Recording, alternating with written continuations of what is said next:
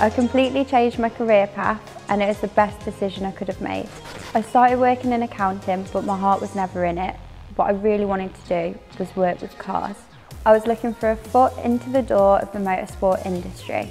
I came across the Motorsport Engineering degree at Derby and it was just perfect for me. It was close to home and the course covered everything that I wanted. The course has been spot on. I've been given opportunities that I really don't believe I'd have got anywhere else.